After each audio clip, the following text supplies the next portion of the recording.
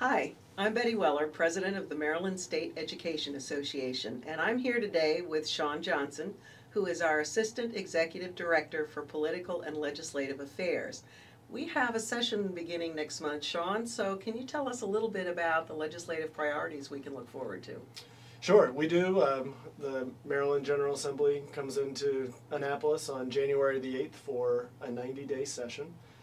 It's in the midst of a political campaign season, so it should make for a very interesting session of political gamesmanship and also trying to address some big issues. For us, our agenda, we always want to have a balanced agenda where we are very proactive on issues where we're advancing the interest of our members. And then we need to be prepared for folks who don't have the best interests of public education in mind, and we need to play some defense. So our legislative agenda this year, our priorities are really a combination of that offense and defense. But it's a really strong schools, strong Maryland-focused agenda, and it really starts with our budget. The budget for fiscal year 15 is a document of priorities, and it's always an opportunity for the Maryland General Assembly to make clear that education is a priority of theirs. The state puts in over $6 billion in aid for education, and we need to make sure that that commitment remains even in these continued challenging economic times. We've been very fortunate so far in that regard, haven't we? We have, even in the face of recessions and deficits, the General Assembly, while always we know could do more as it relates to programs and services in addressing other critical needs, they've done a very good job of holding harmless during a cuts environment, the education side of that. And you and our members have been the reasons why.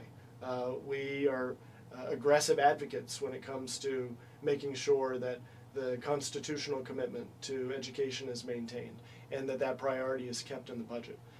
That will be a part of our capital budget advocacy. The capital budget is the document that is used for capital projects, including school construction. Maryland is one of only a few states that is even in the business of building schools. It's usually just a local. Right, I think they said this morning 8 states fund school construction. Yeah, and none to the degree that Maryland does. Right. I think on average, the average project, maybe 65% of the dollars in that project come from the state. And so that's another opportunity, another priorities opportunity, another budget advocacy opportunity. But we're also involved in issues well beyond the budget. And through your work on the Educator Effectiveness Council and the ongoing implementation issues with Common Core and new curriculum, new testing systems, new evaluations, all coming online, we have an important dialogue to engage in during the legislative session about how our state's going to continue to go through what you call the tsunami of education reform. That would be a great time for our members to weigh in as well. It will be important, and it will be important that it is a targeted weigh-in of, and what I mean by that is these are complicated issues. Right. There are specific committees in the General Assembly that really tackle these issues and deal with them first. We need to make sure very early on in the General Assembly session that we are engaging those committees, those legislators on these issues. And our members are the absolute right people to have this conversation. Yes, they are. It's not me as a staff or lobbyist level, and in many ways it's not even you as the president of the association. Yes, it's both of our jobs, but the real issue, the real issues in play here are how this tsunami is affecting the classroom, how it's affecting students. And members' workload.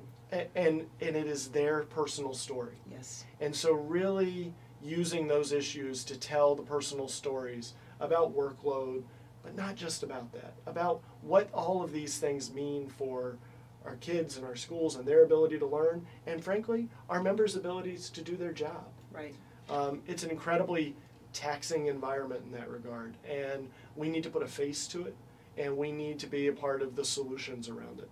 And so yes, that's a very important part of our advocacy this year. We also are very heavily involved in the strong Maryland side of this, things that may not be specifically education-related issues, but that we are in coalition on. One of those big issues is increasing Maryland's minimum wage. Mm-hmm. Why is that an education issue? Well, you know how important poverty and bringing people into the middle class is to just Right. improving education outcomes. Right. That's why we need to be involved in this debate and in this discussion and in this issue. And I think we definitely will be. We will be. And it'll be another opportunity for our members to really be involved. Great. And you know, we always have to play defense. Yes, we do. We've been fighting profiteers of public education for quite some time. It usually rears itself in two big issue categories for us: vouchers and our ongoing opposition to any public dollars going for private schools. Right. And it's really more on because those private schools are completely unaccountable through the same accountability measures and systems that our students and our teachers and our schools are. And also on the outcome side, there's little accountability back to the state beyond just the good government arguments of why vouchers are so problematic. And then in charter schools, you know, Maryland has the best charter school law. We in the think country. so. We know so. It is a strong law because of how it's integrated in with our local school districts, because of how it gives the employees the same voice that public school, traditional school employees have in their job. And those are two huge aspects of how charter schools work in Maryland. There are folks who have been a part of a charter school movement in other states who come in and they want to replicate that model in Maryland. And we need to say no. We need to protect our number one charter school law, and because it's an important part of protecting our top in the nation public schools. And all of this, and hundreds of other issues and bills and testimony and all that we will be involved in, and really critical issues that our members have, that we need to continue to hear from them, that through their voicing to you, to me as individuals, but also through their associations. What are the other issues that we need to engage in? And what are the other issues that they're willing and able to step up on? Because our advocacy and our strength of our legislative agenda is always through our members. Absolutely, absolutely. Well, I appreciate the list of priorities. Some of them are very familiar. There's a few new ones in there, but we will be very busy during session, and we would invite our members to contact their legislators, to tell their stories, to be involved, and to come down to Annapolis and show your face in person. So, Sean, thank you again, and we'll be seeing you soon.